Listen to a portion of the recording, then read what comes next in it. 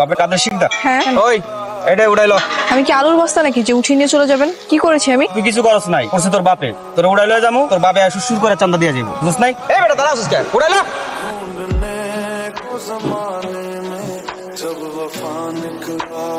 Tony ভাই, আপনি এই এলাকায় আছেন জানলে জীবন হইতাম না। এই সাইরা দে, চল চল চল চল চল চল চল চল।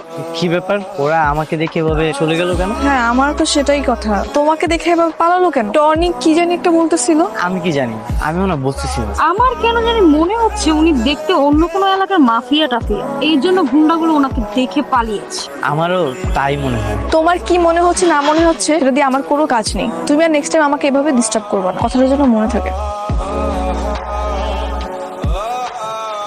কি ব্যাপার, তোমার বাসায় কেউ থাকে না? না, আমি এখানে একাই থাকি। আমার আপন বলতে কেউ নেই। সরি। আরে কিছু সরি, তুমি এখানে বসো। না না, আমি বসবো না, আমি চলে যাবো। বসো বললাম না। আমার যে কি আনন্দ হচ্ছে তোমাকে আমি বলে বোঝাতে পারবো না। তুমি আমার বাসায় এসেছো। থাক, এত ব্যস্ত হতে হবে না, আমি চলে যাচ্ছি। চলে যাবে মানে? কি খাবে সেটা বল। কিছু না। আচ্ছা, কফি খাবে? না না, অন্য একদিন খাবো। হ্যাঁ, আমার ছবি দেয়ালে টাঙিয়েছো? তুমি তোমার সবকিছু, আমার ভালোবাসা। তোমার ছবি না দেখলে তোমার সকালটাই শুরু হয় না। পাশে উনি কে? আমার মা। মায়ের পাশে আমাকে রেখেছো? কারণ মা তোমাকে খুব পছন্দ করতো। মাই তোমাকে প্রথম পছন্দ করেছে। কিভাবে? কোথায়? গাজীপুর। তুমি যখন তোমার ফুফুর বাসায় গিয়েছিলে তখন আমার মা তোমাকে দেখেছিল। তোমার ফুফুদের পাশের গ্রামে কম্বল বিতরণ করতে গিয়েছিলেন, সেখানে আমার মাও গিয়েছিল। আর তখনই আমার মা তোমাকে অনেক পছন্দ করে। তাই তো বলি, চেনা চেনা লাগছে। তারপর থেকেই মা আমাকে বলতো শিকদার সাহেবের মেয়েকে আমার খুব পছন্দ, তোর যদি এমন একটা বউ হতো খুব ভালো মানাবে। তো কোথায় তোমার মা? মা অ্যাক্সিডেন্ট করে মারা গেছে। মা মারা যাওয়ার পর থেকেই আমার ইচ্ছা পূরণ করার জন্য আমি তোমার পিছনে লেগে আছি। তুমি যদি একবার হ্যাঁ বলে দাও, পৃথিবীর সব প্রাপ্তিগুলো তুমি পাবো। তার মানে শুধু মায়ের পছন্দের জন্যই আমার পিছনে ঘোরো? বিষয়টা তেমন না। আমি যখন তোমাকে প্রথম দেখতে এসেছিলাম তখন তোমাকে আমার খুব পছন্দ হয়।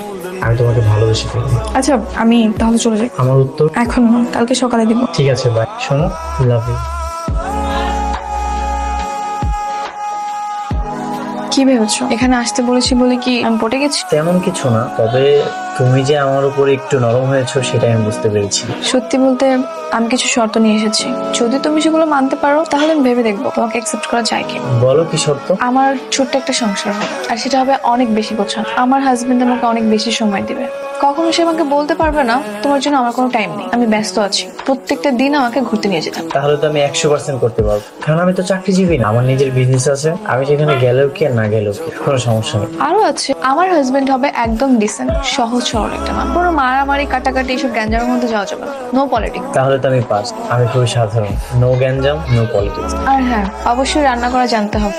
প্রত্যেক সপ্তাহে আমাকে একবার করে রান্না করে খাওয়াতে হবে। হ্যাঁ, আমি পারি তো। ভাজি করতে পারি আর খিচুড়ি রান্না করতে পারি।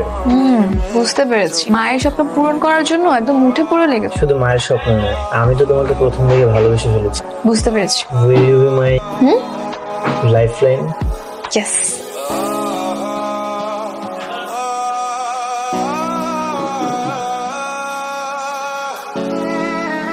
এটা তোমার জন্য। তোমার পকেটে রিং ছিল? হ্যাঁ, আগে থেকে ভেবে রেখেছি যেদিন আমাকে অ্যাকসেপ্ট করবে সেদিন তোমাকে রিংটা দিই। Thank you. দিনটা অনেক সুন্দর গেল। তুমি অনেক কেয়ারিং একটা ছেলে। আমি হয়তো অনেক লাকি তাই তোমাকে পেয়েছি। জানি না কোনো ভুল করে ফেললাম কিনা, তোমাকে চিনি না, জানি না, ইয়েস বলে ফেললাম। জন্মের পর থেকে কেউ কাউকে চেনে? জন্মের পরেই তো সবাই পরিচিত হয়। আচ্ছা, একটা কথা বলো তো, তোমার আম্মু না হয় অ্যাক্সিডেন্টে মারা গেছে, কিন্তু তোমার ফ্যামিলির বাকি সবাই কোথায়? বাকি সবাই অ্যাক্সিডেন্টে মারা গেছে। ও সরি। It's okay. তাহলে তো মনে হয় তোমাকে কথা বলতে একাই যেতে হবে আমার বাবার সঙ্গে। হ্যাঁ, আমি একাই যাব, কোনো সমস্যা নেই। শোনো, অনেক রাত হয়ে গেছে, আমি তাহলে বাসায় চলে যাই। আমি তাহলে তোমাকে রিক্সা রেখে দিচ্ছি। এই মামা,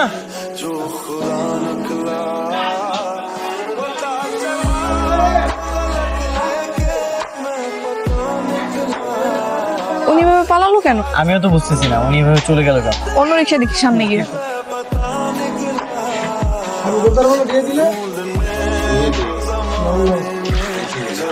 উনি আমার বাবা। বাবা, রাফি আসছে। আসসালামু আলাইকুম। তোমরা তাহলে কথা বলো, আমি চা বানাই। আঙ্কেল কিছু বলবেন? টনি, তুমি কেন আমার মেয়েকে টার্গেট করেছো? আঙ্কেল টনি কে? আমি তো রাফি। আপনার মনে হয় প্রথম ভুল হচ্ছে। আমার এই চোখ ভুল করতে পারে না। আমি জানি তুমি রাফি নও, তুমি টনি। হ্যাঁ, আমি টনি।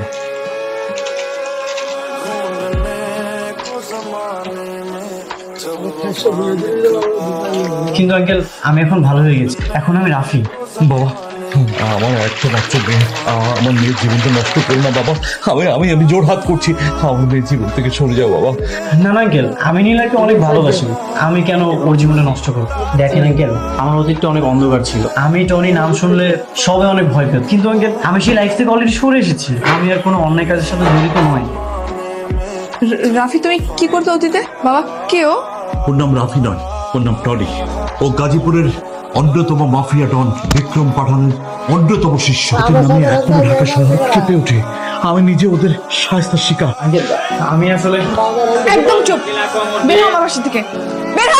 নীলা তুমি আমার একটা কথা শোনো। আমি তোর কোনো কথা শুনবো না, এক্ষুনি বের হ। নীলা তুই কি বের হবি নাকি পুলিশ ডাকবো? আচ্ছা আচ্ছা আমি চলে যাচ্ছি। তুমি আবার কেন আসছো আমার চোখের সামনে? তোমাকে আমি নিষেধ করেছি না? তুমি কি চাও আমি তোমাকে পুলিশের হাতে ধরিয়ে দিই? আমি তোমাকে কিছু কথা বলতে চাই, আমি কি বলবো তুমি তোমার কথা শুনবে? আমি তোমার কোনো কথাই শুনবো না। লিসা তুমি চুপ করে আছো কেন? ওকে একটু বলো না আমার কথা শুনতে। ও তোকে কি বলতে বলছে? সত্যি বলতে রাফি ভাই আমারই পূর্ব পরিচিত, আমার কলেজেরই সিনিয়র বড় ভাইয়া। রাফি ভাইয়া সত্যি অনেক ভালো হয়ে গেছে রে, আর সে কখনোই আর অপরাধ জগতে নেই, থাকবেও না। হ্যাঁ সত্যি, আমি গুন্ডা মাফিয়া ছিল, কলেজ লাইফে থাকতে এগুলোর সাথে আমি জড়িয়ে গিয়েছিলাম, সবাই আমাকে অনেক ভয় পেত। কিন্তু বিশ্বাস করো আমি আর এখন আর পুরো অন্য কিছুর সাথে জড়িত নেই। এই পৃথিবীতে আমার আপন বলতে একজনই ছিল, আমার মা। আমার মা মারা যাওয়ার পর আমি তার ইচ্ছাটা পূরণ করতে চাই। আমার মার ইচ্ছাটা ছিল সে তোমাকে বউ হিসেবে দেখতে চায়, আর তোমার খোঁজ নিতে গিয়ে লিজের সাথে যোগাযোগ করতে। দেখেন ভাইয়া, এটা কোনো মতেই সম্ভব না। নীলা আপনাকে কখনোই বিয়ে করবে না। বিয়ে করবে কি করবে না সেটা কোনো যায় আসে না, আমি আমার মায়ের ইচ্ছাটা পূরণ করতে চাই, সেটা যে কোনো কিছুর বিনিময়ে। বিয়ে মানে শুধু বউকে তুলে এনে ঘরে সাজিয়ে রাখা, নাকি তাকে নিয়ে সুন্দর একটা সংসার? তাহলে আমাকে কি করতে হবে? আপনি কি আপনার মাকে অনেক বেশি ভালোবাসেন? আপনি আপনার মায়ের স্বপ্ন ইচ্ছে পূরণ করতে পারবেন? সব করতে পারবো। তাহলে ভাইয়া আপনি ভালো হয়ে যান, সুন্দর স্বাভাবিক জীবনে ফিরে আসেন। নীলা তো আমার মামাতো বোন, ও অনেক ইমোশনাল, আপনি ওর পিছনে লেগে থাকেন, দেখবেন কাজ হয়ে গেছে। ভেবে দেখি। তো লজ্জা করে না নিজের কাজিনকে এরকম একটা ছেলের সাথে তুই জড়িয়েছিস? শেষ করো, আমি আর কোনো অন্য কোনো কিছুর সাথে জড়িত নেই। আই চুপ, আমি তোমার কোনো কথাই শুনবো না। তুমি ভালো হও কি মন্দ হও তাতে আমার কিচ্ছু যায় আসে না। আমার মতো একটা ছেলেকে বিয়ে করা তো দূরে থাক, আমি তোমার ছায়াও মারাবো না। লিসা সরি ভাইয়া, আমি আপনাকে আর হেল্প করতে পারবো না। তোর আগে কইছিল সমস্ত মায়ের পিছনে ঘুরে কোনো লাভ নেই। তুই জানোস আমগো বস এখনো তোর লাগে অপেক্ষা করে। জানো আমি নীলার অনেক ভালোবাসি, অনেক পছন্দ করি। আরে পাগলা, একটা মায়ের লাগা তুই ভালো হয়ে গেলি, কি লাভ হয়েছে? ওই মায়ের পাইছস? শোন, দুনিয়ায় না ভালো মানুষের কোনো ভাত নাই। এখন যদি তুই আগের জীবন থাকতিস, ওই মায়ের বাপ তোর কাছে আশা করতে বাবা আমার মায়ের বিয়ে করো, কোনো সময় আছে আবার ফিরাই, তোর জন্য লাভ। ঠিক আছে ভাই, আমি একটু ভাইবা দেখি।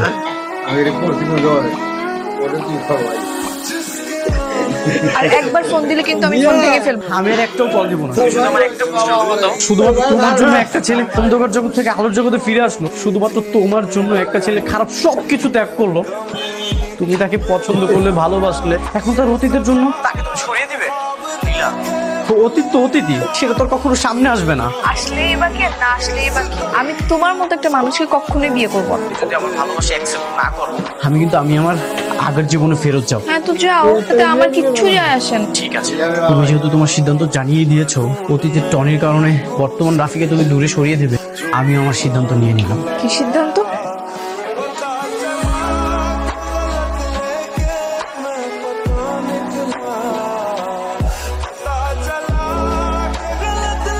এই ভিতরে চলেন, এই সবাই চল আমার সাথে। ডিরেক্ট হোমকে উপর রাখবি, কোনো মনিতা করবি না, বুঝছস? এই সবাই ভিতরে চল।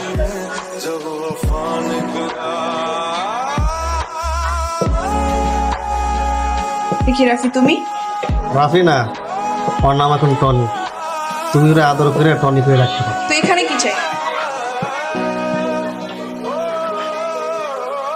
তোমারে চাই। আচ্ছা আমগো বিয়া, মায়ের ইচ্ছাটা পূরণ করলে ভালো হয়ে গেছিলাম, তাই তোমার লগে বিবাহ বন্ধনে আবদ্ধ হইতে চেয়েছিলাম সুন্দরভাবে, কিন্তু তোমার জেদ মন মানসিকতায় এখন জোর করে বিয়ে করা ছাড়া আর কোনো উপায় নেই। তোমরা চাইলে কি বিয়ে হবে? আপনি চাইলেই হবে, আপনি অহনি বিয়ার ব্যবস্থা করেন, হলে আমি করুন লাগবে। আমি এক্ষুনি পুলিশকে কল করবো। এই তোরা চুপ করে দাঁড়িয়ে আছিস কেন? ফোনগুলো নিয়ে নে, প্রত্যেক রুমে রুমে যা। রাফি বাড়াবাড়ি হয়ে যাচ্ছে কিন্তু। বাড়াবাড়ি?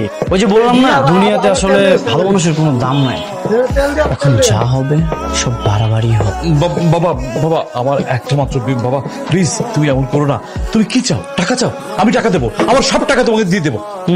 আপনার কত টাকা লাগবে সেটা আমাকে বল। এই টনি কখনো টাকার কাছে মাথা নিচু করেন, খালি টাকা টাকা টাকা, তাই না? জমিদার হয়ে গেছেন, আপনি একটা কাজ করেন, আমার পোলাবন্ধের সাথে গরু হাটে যান, একটা গরু কিনে নিয়ে আসেন। আপনার তো একমাত্র মেয়ে, কোনো কিছুর কমতি যেন না থাকে। রাফি ভালো হচ্ছে নাকি? ভালো হবে, সব ভালো হবে। তারক ভাই, আপনার শ্বশুর মশাই সবকিছুর ব্যবস্থা করেন, আমি আমার বউজানটা নিয়ে শপিং এ যাই। আমি যাবো না। তোমরা যাইতে হবে, আমার বুলেট আর তোমার বাবার বুলেট এইটা দেখে হইলেও তোমরা যাইতে হবে। কি কি লাগবে এখান থেকে নাও, বললাম না বিয়ের জন্য কি কি লাগবে এখান থেকে নাও, সব লাল লাল নিবা। কেন তোমাকে লাল টুকটুকে বউ লাগে? তুমি কি ভাবছো লাল টুকটুকে বউ সাজিয়ে আমাকে তোমার সংসার করো? হ্যাঁ, তুমি আমার বাবাকে জিম্মি রেখে আমাকে বিয়ে করতেছো, এর ফল তুমি পাবে। ফল যাই হোক না কেন, ফল তো ফলই। কি বললাম, সবকিছু লাল লাল নিতে, নিয়ে নাও। ঠিক আছে, তুমি বের হও। কেন? আমার যা যা পছন্দ হবে আমি সেগুলো দিয়ে ট্রায়াল দিব। ট্রায়াল দেওয়ার সময় তুমি এখানে থাকো না। ঠিক আছে। ভাইয়া, আপনার ফোনটা একটু দিবেন, আমি 999 কল করবো।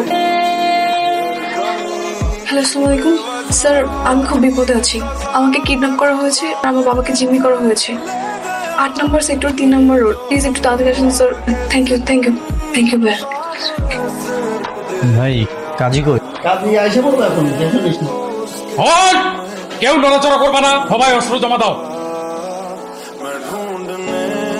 টনে, তুমি আত্মসমর্পণ করো টনে। বন্দুক নিচে, আপনারা এখান থেকে চলে যান, নইলে কিন্তু নীলাকে গুলি করে শেষ করে দিব। আর জানেন তো টনির টার্গেট কখনো মিস হয় না। প্লিজ আপনারা চলে যান, ও আমার মেয়েকে মেরে ফেলবে। ও আপনার মেয়েকে কখনোই মারতে পারবে না। ও আপনার মেয়েকে ভালোবাসে। ও আপনার মেয়েকে ভালোবেসে সকল অপরাধ ছেড়ে ভালো হয়ে গিয়েছে। আমি আবারও বলছি, তুমি আত্মসমর্পণ করো টনে। দেখুন অফিসার, মাথায় ভূত চাপলে কিন্তু বাঘেও ধান খায়। আমি রিকোয়েস্ট করছি আপনারা এখান থেকে চলে যান, নাইলে কিন্তু একটা লঙ্কাকাণ্ড হয়ে যাবে। প্লিজ।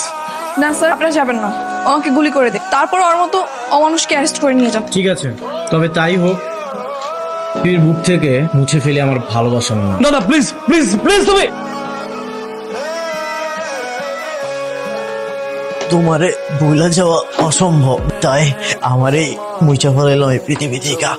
হয়তো একটু হইলেও তোমার মনে আমার জিদি থাকবো।